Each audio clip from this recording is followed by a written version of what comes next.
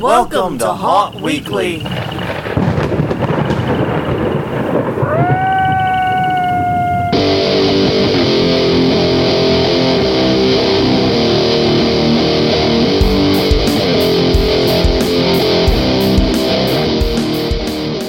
Hello, everyone. I'm Jonathan. I'm Crystal. And this is Haunt Weekly, a weekly podcast for the haunted attraction haunted entertainment community. Whether you're an actor, owner, or just plain aficionado, we aim to be a podcast for you. We do. And ladies and gentlemen, it's in the books. Well, for most haunts. For our haunt, it's in the books. Yes. And for most others, by the time this goes live, the season is in the books too.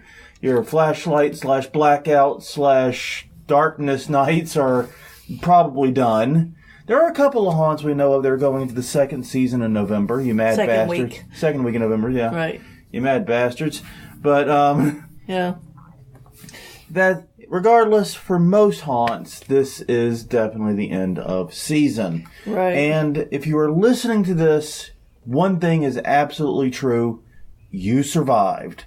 Yay! So give yourself a pat on the back, a self-high five, whatever is appropriate, because you made it through the 2018 season. You survived. You should get a Scarrett badge for it. You deserve stuff. Yes. You deserve that drink you've been putting on hold. Kidding. Highly recommend grabbing one while you listen to us babble about nothing. Because the plan for this podcast is we're going to recap our 2018 season at our little overgrown home haunt, as we like to call it. No. All the challenges, all the difficulties we faced, what we did, and how we ended up getting a crap ton of media coverage that we didn't expect. No kidding. Yeah, it's been a very good, very bizarre season. But real fast, I have to do all the pluggy stuff. So we are Haunt Weekly. You can find us at hauntweekly.com or Haunt Weekly on Twitter, Haunt Weekly on Facebook. Please follow, like, share, subscribe, all that good stuff. tinyurl.com/hauntweekly is our YouTube channel. All of our previous episodes are available for listening in the YouTube player, which is super convenient. And also you can find us on iTunes, Google Play, Stitcher, anywhere finer podcasts are distributed. Yes. Now, next up on our agenda is conference reminders. Right. And let's see, this is an odd episode. You are the oddball. Crystal, will you do the honor? Okay. November 9th and 10th. It is Legendary Haunt Tour in Salt Lake City, Utah at the Holiday Inn Express. They will be touring Nightmare on 13th and Fear Factory, among others. LegendaryHauntTour.com. All right. After that, November 16th and 18th in Urbana, Illinois, it's Dark History and Horror Con at the Garden Hotel. Tickets are just $25 for the weekend. DHHCon.com for more details. Okay. January 24th through the 27th, it's HauntCon Halloween and Party Expo here in New Orleans at the Ernest N. Morial Convention Center.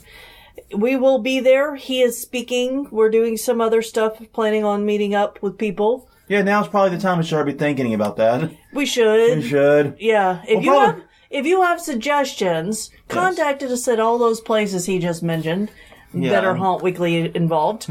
And let us know. We'd love to hear your ideas for what we should do. But to find out more about the conference, go to hauntcon.com.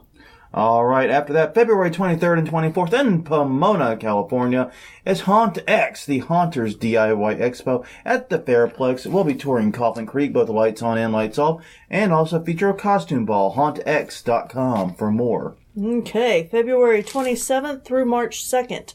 It is the Maze Corn Party in Dallas, Texas, and Oklahoma City. They will be in Westin Dallas Fort Worth Airport Hotel. They're touring various mazes around Dallas and Oklahoma City, including Yesterland Farm, Mainstay Farm, and more.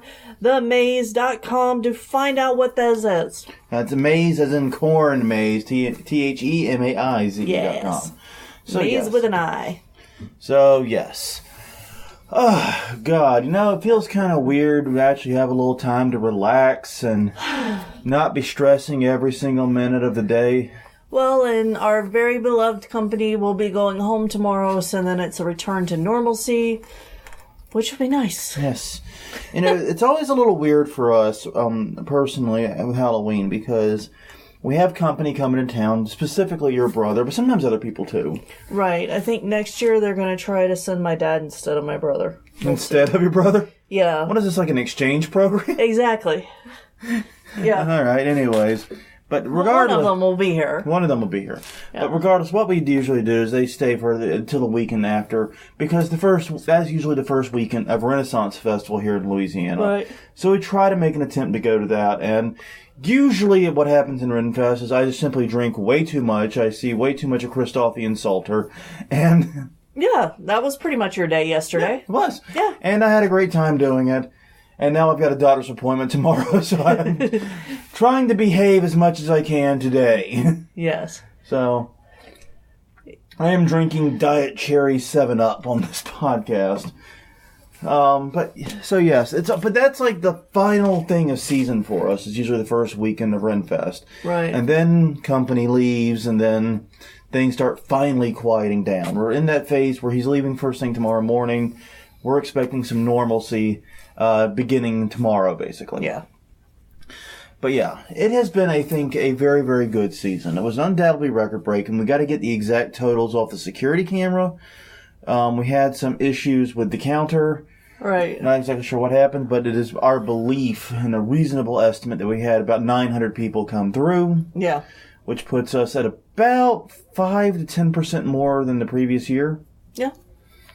All in all, it was a good run for us. Halloween night was jumping. God. Yeah. It's always It was so weird. non-stop. Well, it's always so weird Halloween night because we open at 7, and usually the line doesn't show up until 7:30. Right. And I don't know why that is. Yeah. I mean, I really have no idea what's going on, but we open at 7, we should have a few people waiting on us, and then after they clear out, we've got nothing for about 15 minutes or so, and it's like, uh-oh. Is no one showing up? Oh, they're showing up. Yeah. And starting at about 7:30, we're pretty much running a line. At one point, it was a line that was extended past our queue area all the way down to the street and then into the street, so much that our line actors and road crew struggled to get everyone on the goddamn sidewalk. Right. Because you can't block the fucking street, people. No, you can't. You know, the reason we're That's able... how you get us in trouble. Yeah, and that's the thing. Is like one of the questions we get asked so much is, how can we do this and not get shut down? Yeah. When other haunts that have done the same thing, even in our area, Right. have. We've been doing it 13 years now. We're the longest running haunted attraction in New Orleans right now. Yeah. It's crazy, and as weird as that sounds to say, it's true. The key to it for us has been, one, we don't charge. We accept donations. We don't charge. I reckon most people don't pay anything to go in, and that's fine. Right. Second, we are in front of the fire department. We're in front of the police department. We talk to them. We have communication and people with them. The fire chief has encouraged us to write him personally with any issues we have. Right. I know the commander of our local police district. Yeah. We are in front of these people constantly, talking about and engaging with them. And the police do drive-bys every year to ensure that everything's nice and orderly. Yeah, and this is a year-round connection. Oh, with yeah. them. Just It's like not just, September, October. In fact, that's when they see us the least. Yeah, actually, and she's right. Usually we're most prevalent in front of during the summer when things are slowest for everyone. Right. And that's also true with our neighbors. We're constantly working with our neighbors, finding ways to help and improve with them. Right. The only time our neighbors ever got upset with us was we had one year where a whole bunch of people we did not expect arrived, I think, on a Friday or a Saturday. Yeah, it was one of those times where they were trying to change the day of trick-or-treating. Yeah. And we weren't buying it, so we weren't handing out candy, but somebody did because they all showed up with it. Yeah, and we did not have our usual trash cans in place. Right. Because Halloween night, we have trash cans everywhere, basically, all over the property. We did not have adequate trash cans for this, and there was a lot of garbage left in the street. Now, we went out the next morning and swept it all up ourselves. Yeah, our neighbors came and knocked on our door at 7 a.m. on Sunday morning. Yeah, which is a what the fuck in its own right. Seriously, 7 a.m. Yeah. Anyway, but yeah, we took care of it, and it was fine, smoothed things over, and everyone was happy when we did open on Halloween night. And now we make sure that there's, like, not a lot of rappers in the street. That is one of the things we do every year. But yeah, that's one of the secrets. It's always been, we cultivate these relationships all over the year. And the rest of it is we build to professional standards. We have an ADA and fire code compliant haunt. Right. We have a very, very good safety record. No one was hurt this year. Nope. Some customers tried to arrange that would not be the case for our actors, but everyone came away unscathed. Yeah. Good work by everyone, ensuring that everyone remains safe. And we've had to put in all this extra time and all this very mundane stuff, but it's paid off. Mm-hmm. We've never had an issue, and God willing, we never will. Yeah. So yeah, that's been the secret for us. But anyways, we wanted to talk about our season and the things that went into it, and kind of do like a retrospective on the 2018 season. And I think the best way to do that is to walk people like orally through our haunt. Okay. And what we did, and the strategy, the tactics, and how we built everything, and so on and so forth. Now it has to start with the queue line, though. Yeah. Because that was the biggest build this year. It was the biggest and most expensive build. We have a tradition, I think I mentioned this in a previous episode. Yes. Where every year we get like 3 days before opening, we said we should do something with the queue line. And by that point, we're out of money, we're out of time, we're out of everything. Right. We can't do anything. So we just slap together whatever slapdash queue line we can and decorate it the best we can, and that's it. This year, we did not do that. We spent about $300 in lumber and built a 17-foot long, 9-foot wide actual queue line with turnstiles and proper wood and pressure-treated lumber and all that stuff. This is a beast of a structure. Yeah, it's pretty gigantic. It fits well, though. It seemed to work well. Yes. We were able to build in a sneaky entrance for our line actors. Mm-hmm. He was very happy with that. Yeah, we built a hidden door, which that turned out to be the biggest motherfucker to build. I don't know. I think the build went okay. But figuring out how to build what basically was a 4-foot wide fence, a section of fence that hinged. Yeah. When what we're trying to do is disguise it. Right. Which means we have to build it the same as we built everything else in the queue line. Yeah. Yeah, it doesn't look exact, but people's brain fills in a lot more than. But we couldn't do the realize. usual stuff you do for like a gate fence store. No. Where you have like all the cross pieces to prevent droop and all that. No. We couldn't do all that because it would have been very obviously different. Right. At that point. So we just gave it a shot, and it actually worked. It held up great, and like I said, our line actor in that area was very happy with it. Yeah. It worked out amazingly well, and I loved being able to properly decorate it. Yes. This year, which means proper lighting, because we could now screw into things. We can now actually work with it. Our previous tent was a metal pole tent, where we couldn't do anything that wasn't zip tie. No. And we could only zip tie in very specific locations. Yeah, it was pretty sad. I actually sewed together a big inside one year of black fabric just to try to give it something to make it feel like it wasn't a tent. Yeah. And this does not feel like a tent. That's because it isn't. Well, technically, according to New Orleans Parish Code Enforcement, it is. This is true. Yeah. But yeah, this was a proper project, and it really went well, and it helped keeping the chaos under order during the nights we were open. So I was really happy with the way it worked out, and I'm very excited to have it again next year. Yeah. All in all, I think that was just a smashing success all around. It was a big undertaking. Like I said, involved about $350 worth of lumber, a crap ton of stainless steel screws. Yes. It was a mess to build. 3 people and... Oh, God. 3 people in less than a day, though, to build it. Yeah, the frame went up in a day. The frame went up in about 3-4 hours. Yeah, and then we started putting in the actual fence post side of it. Right. Went up over the next couple of days. We did that in more bits and pieces. Yeah, just catch as we can. You know, 'cause hour here, hour there of work on it. Because that was something that was pretty mundane. Yeah. You know, my favorite part there is constantly yelling, "Where's our spacer?" Yeah. Because we had a spacer for the gap between the boards and kept losing it every time we would stop work for the day. Yeah. But all in all, it worked really, really well. Very happy with how it turned out, and I'm glad because if we do choose to take it down, Right. it flat packs because it's based on panel construction. Exactly. It will flat pack very neatly. But if we choose to leave it up, it's definitely sturdy enough and hardy enough too. And we've basically heard from code enforcement that it's okay to do that. Yeah. Because it is considered a temporary structure in our area. And once again, this is another thing we do. We actually do get in touch with people Yeah. at the code enforcement. Yeah. So we have at least a remote idea of what we're doing as far as what the city is likely to take actual action on. Yeah. But anyways, now the queue line was great. Now, our haunt is about... We debate the size constantly, but We do. But it's about between 500 and 600 square feet. That's fair. It's a very small haunt in terms of space, but we carve it up into 5 zones. Yes. There are 4 rooms and 1 back hallway. Yes. If you look at the structure and think of it as roughly a square,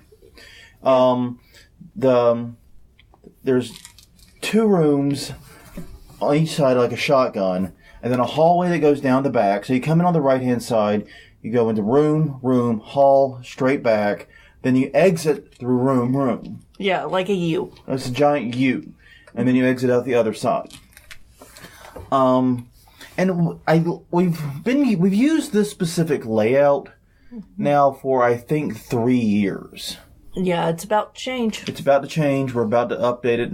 It won't be that significant. No, but It'll be enough to mess with people. exactly. The small changes that we are planning are going to have a big impact Yeah. for customers. Well, the first room is the library sequence. Yes. And the library sequence is probably my favorite room in terms of design and decoration. Yeah, mine too. It was a library last year, too. It fit both stories to have Right. a library. Last year, what was the theme last year? It was the movie thing. Oh, yeah, that's right. It was the movie theme. And we turned it into like a study / mini movie theater, like a personal movie theater. like a parlor. Yeah, like a parlor type thing. But still a library, Yeah. basically. But this year, we're doing a theme about phobias. And what's the one phobia everyone seems to have is being naked and late for school. Or And fear- unprepared for a test in and this so case. forth, yeah. Yeah. And so the idea was we were going to make people afraid of tests and so forth. Start them off with one of the lighter phobias, Yeah. but a very, very good scare in the Yeah. room. And it was a stretch to begin with. It was. We'll admit that. It was a stretch to call that a phobia. But, whenever and this room was weird because this is my room. This is the room I work. Because this is where I can follow you and make sure that everything's working right. So it changed actors every night. The first night it was just me in here. So if people came in and they were adults, I would tell them I was coming after their taxes. They were getting audited. We were going to hit all these books and they were going to get audited. That scared the crap out of some people. It did. Some people look very worried. Review on Facebook, mention tax is way too scary. Yeah. Yeah, but the kids, it was always, You're late for your test or... late for your test, unprepared, didn't study, that sort of thing. Yeah. Well, and the appearance of the room, I think, is just beautiful. The whole one side of it, to the left-hand side, as you come, is this enormous, classic. I think it was technically a radio cabinet. It was a radio cabinet that my grandmother had Yeah. in her house. Now, unfortunately, when we finally got it, Yeah. which we had to rent a van to go to the upstate and get it. This was a couple of years ago. Right. When we got it, the condition it was in was just horrible. Yeah, It 'cause had been mistreated as hell. it had. Growing up, it was my favorite piece of furniture in their house. And it's still beautiful. It's just really, really weathered Yeah. and kind of We falling apart basically, in a couple of places yeah, when we got it home, one of the first things we had to do was go out and buy new wood to build. to make a stable base. Yeah, because exactly. The base literally was so rotted and worn, it wouldn't stand properly. Nope. Not, especially not with any weight on it. So we had to go, when we built a 2x4 frame to go inside the base, that actually made it sturdy. Right. So I was really proud of how we fixed that and got it working. It still looks amazing in this room Yeah, it looks much better in the haunt. than it would in a home. Yeah. Let's be honest with ourselves. Yeah. But this year we expanded what we did in this room because we added several stacks of books, Yes. which is Over 6 feet tall? yeah, 2 of them are over 6 feet tall. One of them is about 4. There were several stacks floating around. Right. And I loved those. We got the idea from Aurelio Voltaire's Gothic homemaking, Right. and have looked at how he did it and tried to emulate it and realized we had a bit of a learning curve in trying to emulate it. It turns out drilling holes in books is not as simple as I thought it was. If you're going to do that where you put like books on a pole, 2 tips I'll give away right now. One is make sure to have 4 really good C-clamps or spring clamps handy. Yeah. You have to clamp all 4 corners of the book. You do, and you have to get close to where the hole is going to be. Yes, as close as you can. And second is you're going to want to use a spade bit that's 1/2 inch wider than your pole. Yeah. We started out with one that was 1/4 inch wider, thinking that would give us enough wiggle room. It didn't. Nope. It would not work. Something about the expansion, the contraction of the pages, it did not work. So once we learned those 2 things, we were able to make quick work of it. Right. But it was a mess trying to get those built initially. Now, if you do have a really wide vice grip, you can put that on the spine of the book and a clamp on the top to hold it all together. Because the problem is when you're drilling through it, the pages want to buckle. Yeah. And the hard covers especially want to bend. And you don't want them to bend because that'll misshape them. And it'll make it so you don't have that straight hole to put the pole through. Yep. Yeah, we learned some hard lessons there, but we eventually got it. Yeah. Now, and all of these books were damaged and donated for this use. it was interesting because we actually got most of these books from another haunter. Yes. Eddie over at Chamber of Horrors came across these. Basically what had happened is someone had died. Yeah. And their law library had become flooded somehow. I think it was a pipe burst or something. I don't know if that was it or they just didn't want them. I'd heard By the time we got them, they were already pre-destroyed. Yes. They were of no use to anyone else for any purpose. So we're not destroying any good books. But that's actually an important thing because of the scare we had with this room. right. Which was when we had the news segment about us, which we'll talk about later. Right. One of your coworkers Yes. came to you and said, "I really love what you're doing with the haunt. What's the deal with the Bibles in the ceiling?" Yeah. He was kind of freaked out. I work at a Jesuit college, so he was very freaked out that I would screw Bibles to the ceiling. I wouldn't do that because we're not that kind of haunt. Yeah. We try to avoid those kinds Tons of controversies. Yeah. And it was so I ran out Yeah. into the haunt. I mean, you told me while I was writing or working on something here at the house. Yeah. And I ran out and I immediately examined every book in the ceiling. And I found out, and I'm looking at it right now because we're recording in this room. Yeah. There's a dictionary that has the same kind of thin paper and the same kind of thumb tabs as a Bible, Right. but it is open to Walloon to Wanton, I believe that is. It's open to the W section basically, and it is decidedly not a Bible. In fact, I took a photo of the book to send to her so she could show him Yeah. and make the point that we would never ever do that. Yeah, because I don't want to get in. I like my job. Yeah, well, we don't want to. We don't want to unintentionally offend people. Well, and if you have to offend people to be scary, you're not doing a very good job being scary. Yeah. We're just not, that's not our style of haunting. Our style of haunting is all about the tactics. Right. And the tactics in this room are very straightforward. As you come in on the right-hand side of the room, you have a diagonal path to the left for the doorway into the next room. Right. However, there is an actor, usually you, Yes. pacing the area dead ahead of you. And the goal there is to nudge you further to the left Yeah. so that the disappearing wall, which is hidden right behind them, will literally drop right behind him, and that actor can jump out and startle from the back left. Right.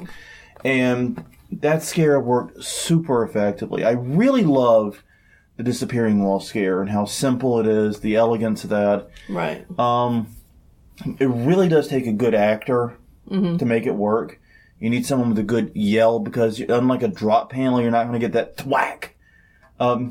Basically all it is a metal pole with fabric stitched to it, and when the fabric is stretched up into the up position, it looks like a solid wall, and it's painted like the rest of the walls in here. Yeah. Well, and the thing is that it is positioned in such a way that people aren't looking there. Yeah. And it's lit in such a way that it's the differences aren't obvious and so on. And no, because that is my superpower, is hiding scares. Yeah.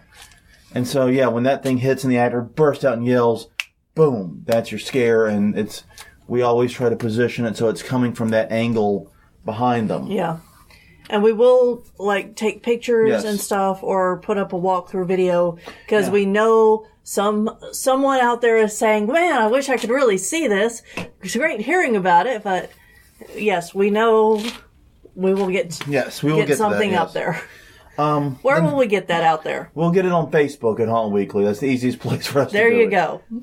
I think that's the easiest. In fact, I know the 360 walkthrough will be going live there sometime this week. Right. Because for some reason, YouTube fucking hates our 360 camera.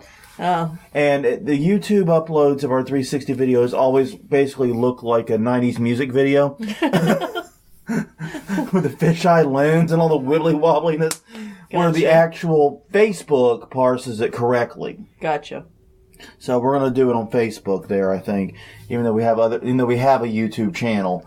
That I think will only be on Facebook because of that. Screw you, YouTube. Seriously, learn how to work with a Gear 360. It's a good 360 camera. Yeah. The next sequence is the doctor's office. Yes. And this one, I think, had the most in terms of build. Yes. Because of the half-man prop. Right. And you've seen these elsewhere. It's where the spilled guts. The spilled guts prop's the other name for it.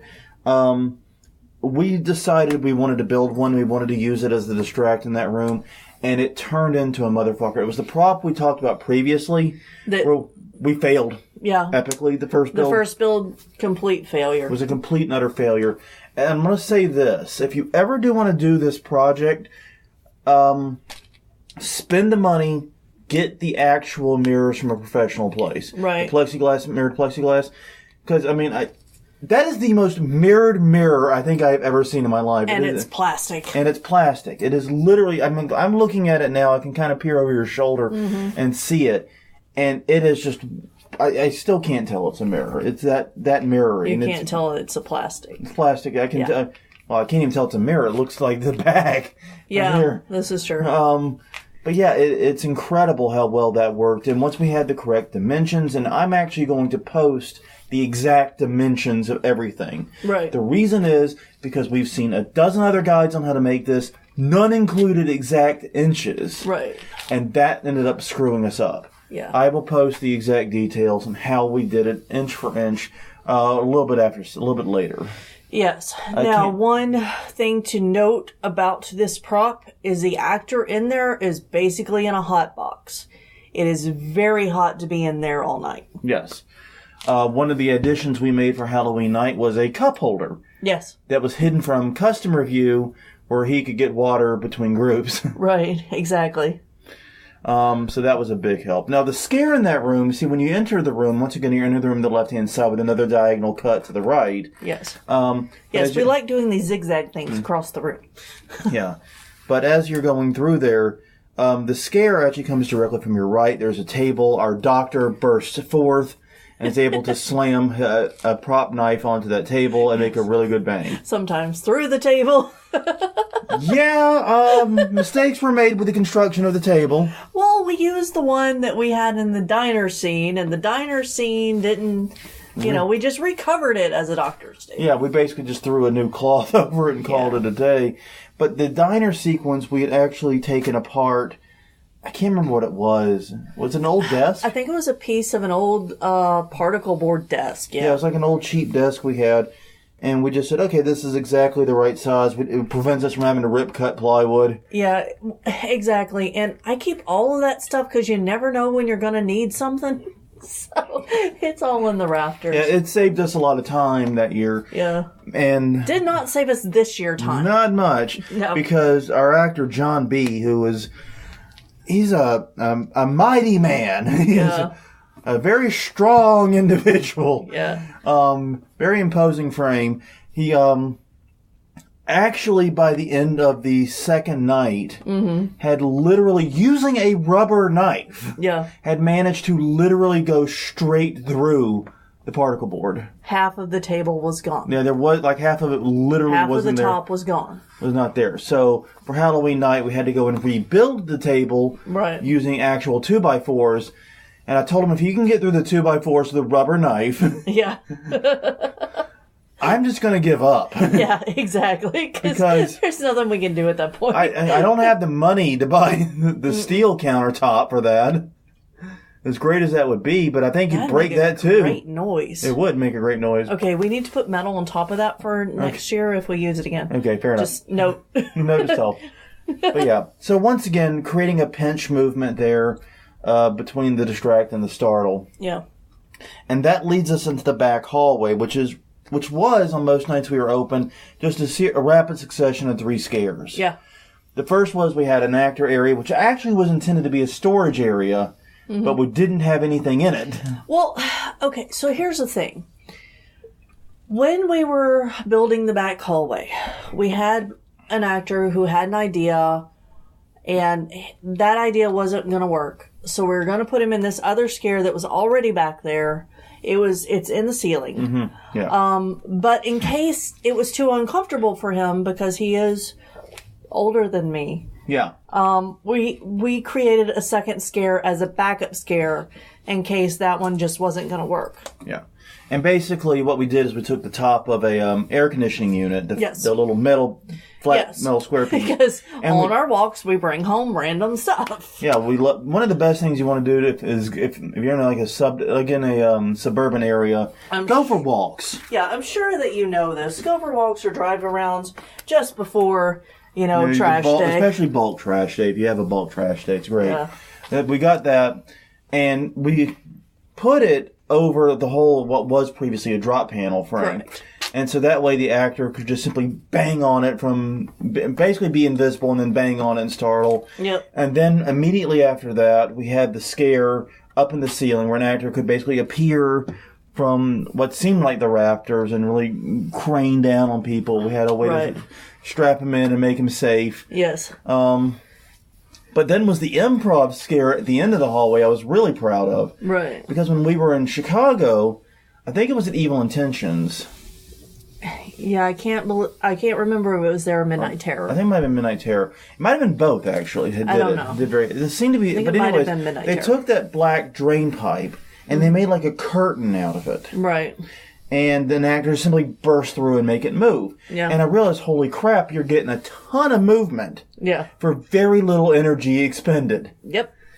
And it's super effective because you don't expect those to actually move. So I'm like, okay, well, we have a countertop back there that's built into the garage.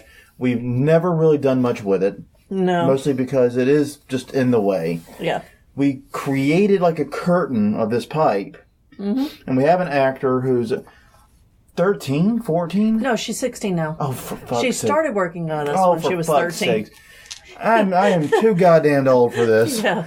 She's 16 now, but she loves doing sneaky, stealthy roles. Yeah. And she's actually very, very good at them, too. Yeah. So we love to have her in them. What she did, she wore a black morph suit and a creepy steampunk mask. And she got back there, and just as customers came through, burst through it and made all the pipes move, and people jumped. Yeah.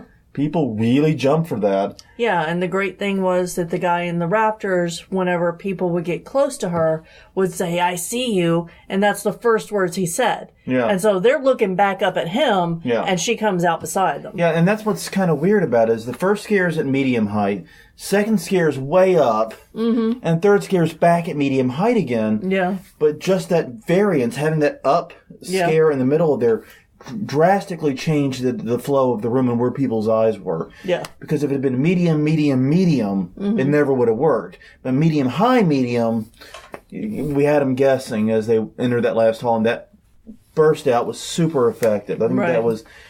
it ended up being one of the most consistently effective things we had, I think. Yeah.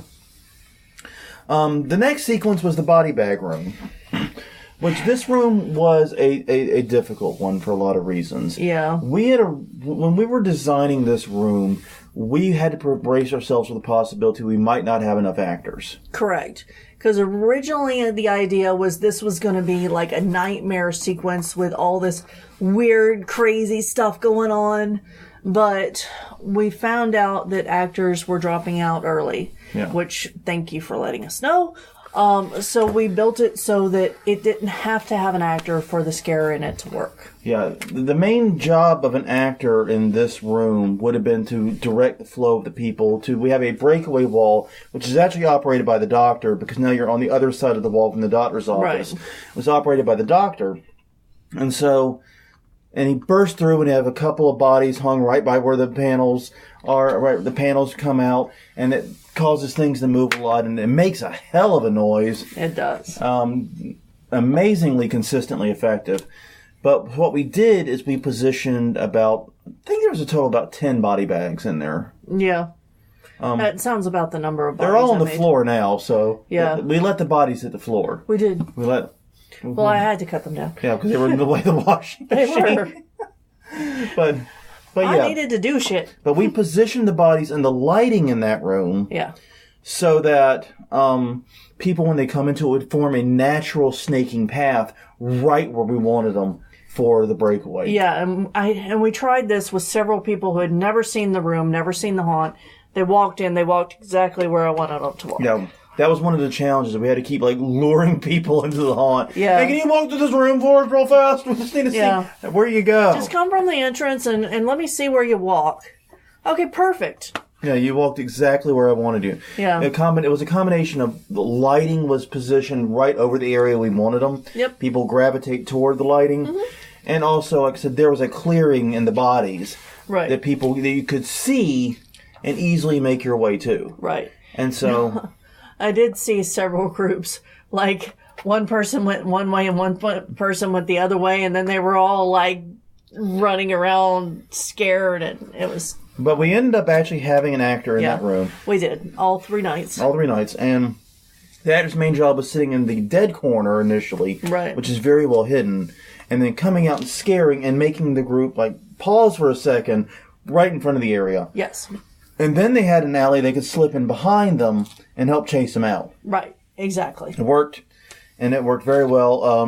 The actors did incredible work in that room, and it really tied it all together. I think it was much more effective that way. Yeah. And the final room was the fear of spiders. Yes.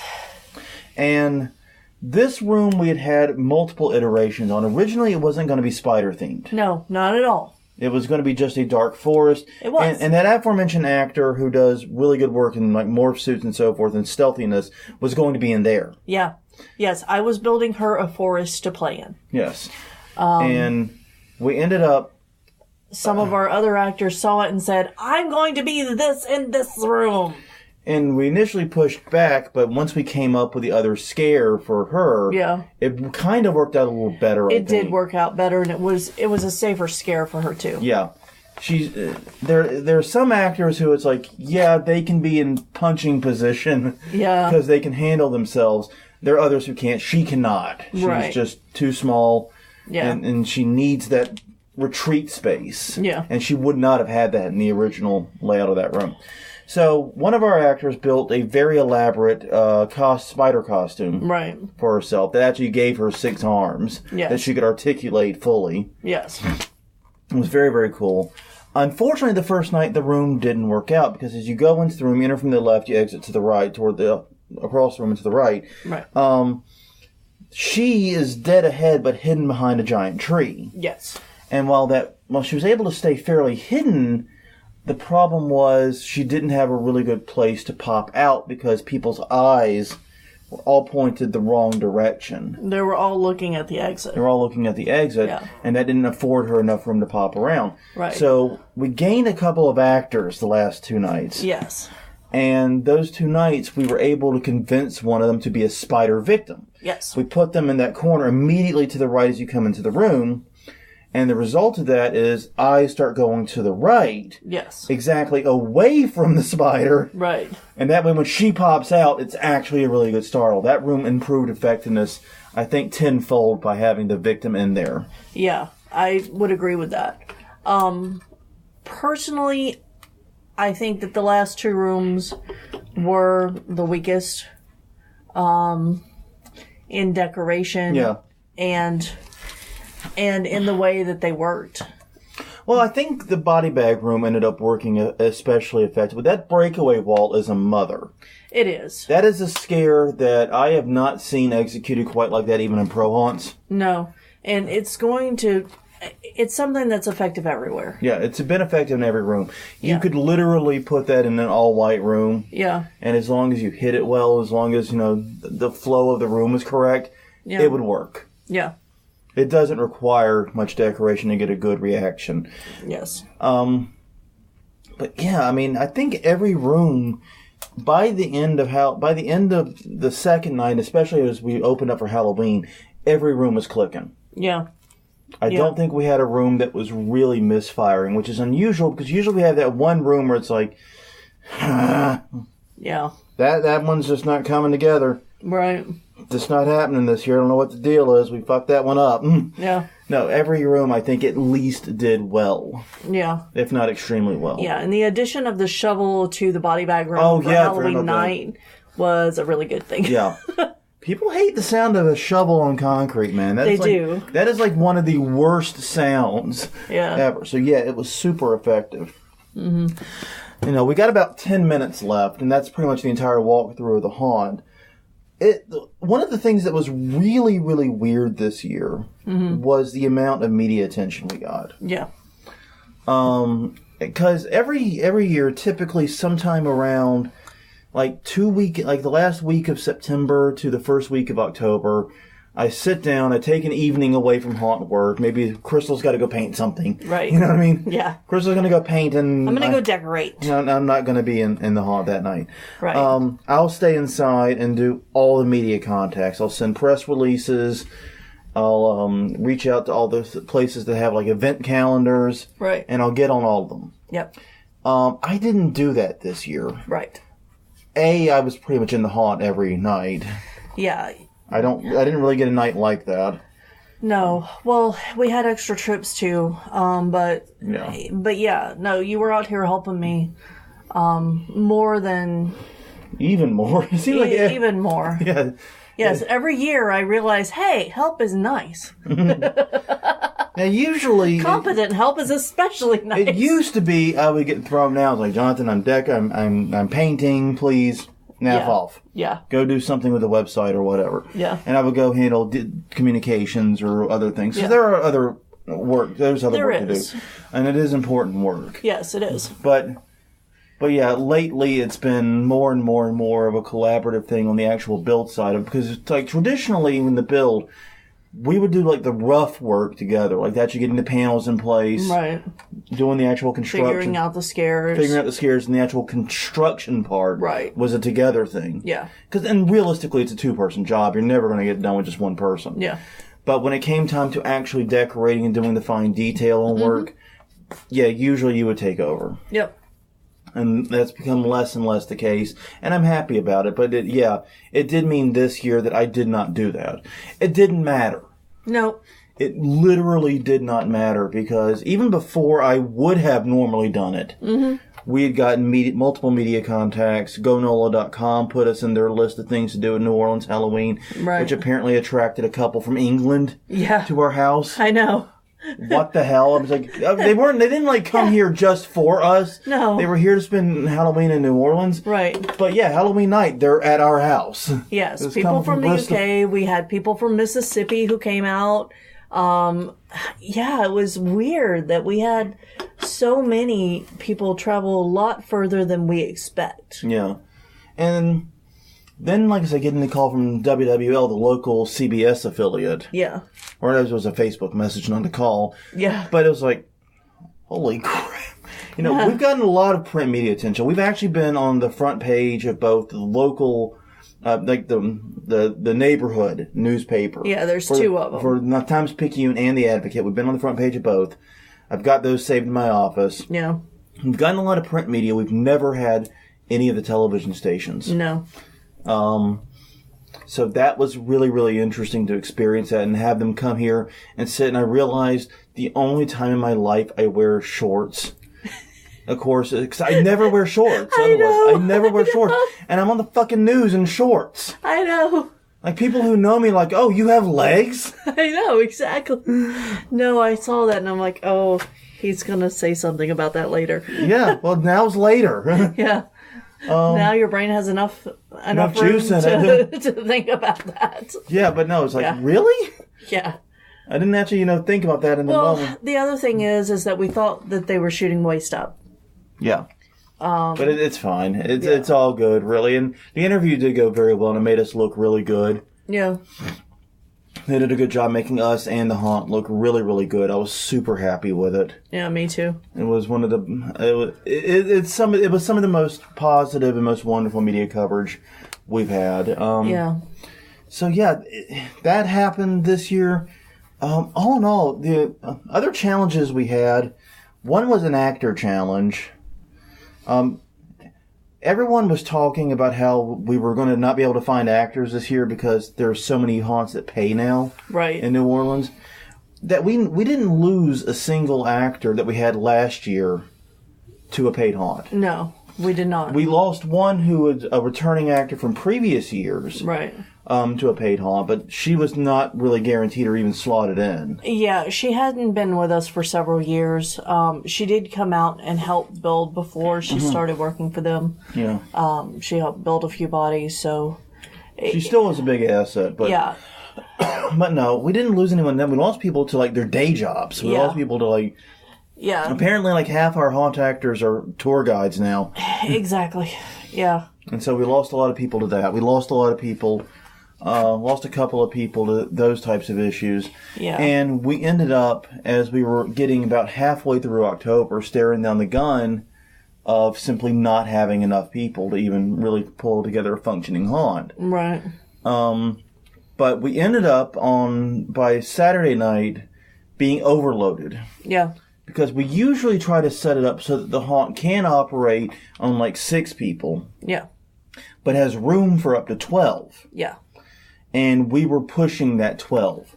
And in fact, we had a couple of actors who literally promised to be here Halloween and then bailed on us. Yeah. And they are not invited back now. Right. Yeah. But we were, strangely enough, a little bit relieved because we did not have, if everyone had showed up, we would not have had enough spaces. Yeah, we would have had 13 actors and 12 spots. Yeah. we probably would have, well, then again, we might have moved one of them to front of house. Yeah, to help with the line. Help with the line and those issues because we did have someone bail on that. Yeah. So yeah, but it ended up working out. We had 11 actors working in the haunt, and even though we only had one queue line actor, we had our road crew and our front of house team on Halloween night, the trick or treat team, who were the unicorns this year, judging from the photo they took. Yes. So yeah, that was a lot of fun. Yeah. I'm trying to think of other things that were really interesting. The lighting issue and at the end of the doctor's office was funny. Yeah. Well, the thing is that people got so scared by the doctor's office that they didn't know where to go. And I'm like, well, maybe it's too dark back there. Maybe they can't see that that's where to go. So for Halloween night, we stuck a light up there, and sure enough, that they knew exactly where to go. Yeah. We happen to have one of those stake lights, like for yard display, Yeah. that had been broken. Like the stake part had been broken, the bulb Right. part was fine. And it happened to be red, and that's the industrial hallway, so it fit perfectly. Mm-hmm. And just literally took a screw and screwed it right into the ceiling, right into the wall there. And yeah, it was exactly perfect to let everyone know where to go. No. And that's one of the lessons that I think we're going to carry with us this year, is to focus more on lighting the next step, the transition between light and Yeah. dark. Well, and we've done that in past. In Yeah. the past, we've been very good about that. This is the first year that I haven't put a light at an exit/entrance. Yeah. And it showed. So it was fixed. Yeah, it was only one room that was really a problem. The Yeah. others, I think, because we had overall a fairly bright haunt Yeah. in general. We usually do.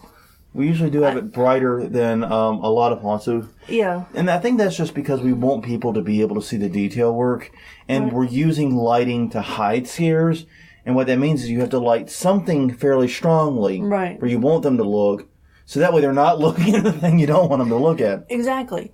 Well, and, I've talked about it before on here. I don't like doing black walls. I don't like doing really dark, because that just shows, to me, it's a cheat. Yeah. It's, And it it also throttles your throughput, though. Yeah. If it's really, really dark, because people can't move as quickly. right. They don't know where to go.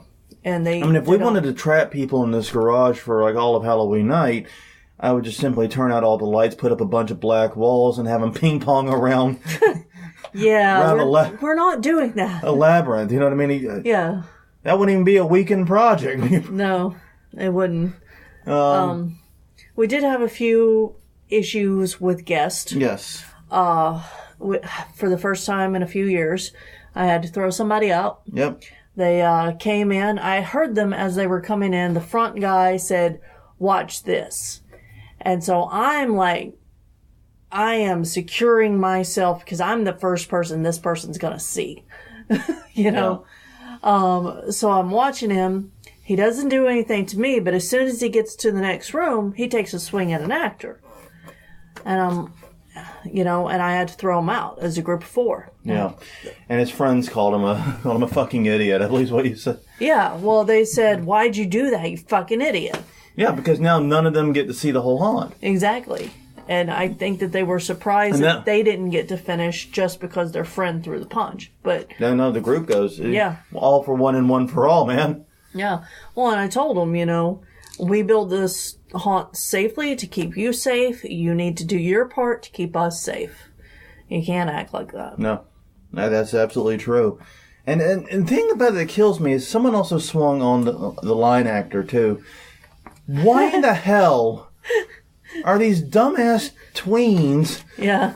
that weigh like 85 pounds sopping wet swinging on the 2 biggest guys I know? Yeah.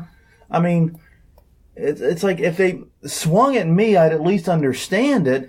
You might take a look at me. I'm 6'0" and have about 200 pounds. Yeah. I'm not that physically intimidating. So you might look at me and think you got a chance. You don't, but you might think it. Right. But like I said, Well, our doctor is seriously a tough dude. I mean, in terms of he looks like he could bench press a Volvo, and the line actor is damn near 7 feet tall. Yeah.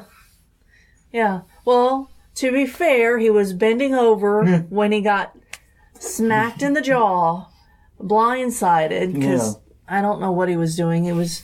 I did not see it. No, but... And he was very poor at explaining it. Well, yeah, because it was hard enough to almost pop his jaw out of socket, and it was a 13-year-old. So he stood up, and the kid's like, "Oh shit, what did I just do?"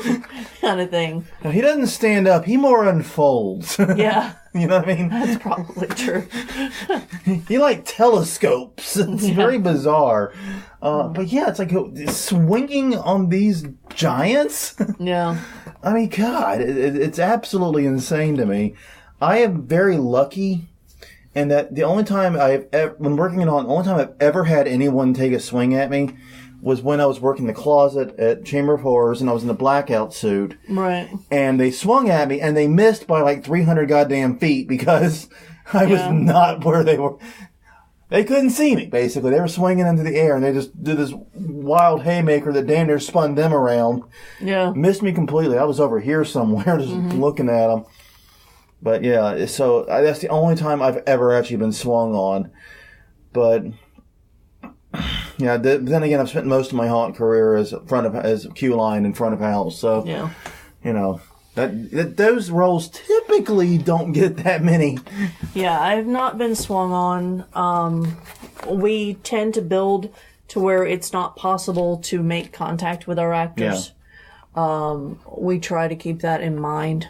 Yeah, and they didn't make contact with the doctor, No. John B., because they were swinging across that table that we just mentioned. Yeah, having to which rebuild. he had 4 feet to retreat back into. Yeah. Or, well, no, it's probably more like 3. More than an arm's length is what it Yeah. comes down to. Yeah. So yeah. Yeah, and I don't know why we had so many. Well, it's not so many. It's 3 out of 900. over 900. But It's less than 0.3%, basically. but it's more problems than we usually have. Yeah.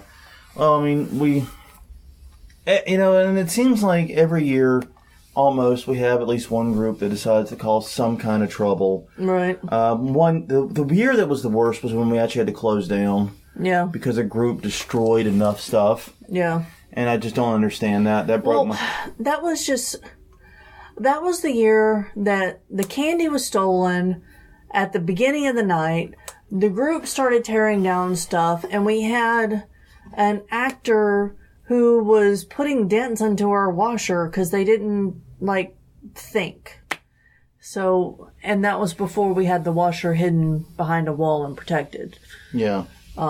They were sitting on top of it and then kicking their feet into the sides. Yeah, it was... So it's just like, you know what, I'm done. That was the year we came closest to quitting, I think. Yeah. I mean, every year, it seems like as we're going through the process of the build and as we're struggling with whatever we're struggling with that year, whether it's actors or whether it's, build quality or promotion or whatever as our demon that year. Yeah. Every year we have a moment where it's like, yeah, this is the last year. We're just going to get through this season. And we'll see if Mortuary or somebody else wants to... Not Mortuary. Not more, but someone else wants to recruit us, you know what I mean? Yeah. I don't know where, but we'll always be haunting, but it's just a matter of where. Yeah. Might not be doing it in our place, but I really do like the build and the creativity aspect of it. I love thinking about the tactics of scares. Right. I love mapping out and trying to visualize how scares are going to work. Mm-hmm. And we got, I think, my two favorite compliments ever haunting. Yeah. One was from a customer who came through and left a great review, by the way, on our Facebook page. Yeah. But he told me, he said, you guys are the exact right amount and the exact right kind of scary. Yeah. It's perfect. Yeah. And it's like, thank you. Yeah. And the other one came from one of our actors who's acted all over the country, actually. He's Right. probably one of the most experienced actors I know. He said, I can tell that you guys are two haunt actors designing a haunt rather than two haunt designers trying to be actors. Yeah. Yeah. This is a haunt designed by haunt actors. Yeah. And yeah, I think that does come through. Yeah. Well, I think that's about all for this season. We'll be back next week with something else. I have no idea why. We haven't actually talked about that. Maybe we can get an interview. Maybe, yeah. Who wants to be interviewed by us? Yeah, put our brains on vacation a little longer. Yeah, I need someone else to fill an episode for. If you want to be interviewed, let us know. At Twitter is Haunt Weekly and Facebook at Haunt Weekly. And also you can reach us at hauntweekly.com. And tinyurl.com/hauntweekly is our YouTube channel. Definitely give us a listen there. And as always, we are available on iTunes, Google Play, Stitcher, Podomatic, Podbean, Podfarmer, Pod People. I remembered your joke from last time. But yes, we are available in all the places finer podcasts are distributed. But until next time, I'm Jonathan. I'm Crystal. And this was Haunt Weekly, episode number 153, talking about our 2018 season. We will see you guys next time.